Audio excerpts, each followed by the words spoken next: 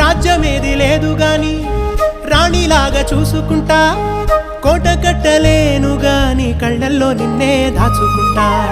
రాత ఎట్లా రాసి ఉన్నా ఆ మార్చి నీతో రాసుకుంటా. స్వర్గమంటూ ఉన్నదంటే అది నీతోనే ప్రతిరోజు పంచుకుంటా. నిన్ను గన్న మీ నాన్న కన్నా లారు ముద్దుగా సాదుకుంటా. నీకు కోపం వస్తే కొంత దూరం ఉంటా, నువ్వు గీత గీస్తే నేను దాటనంటా. కంట నీరు కంటి రెప్ప దాటకుండా కాటుకై కావాలుంటా.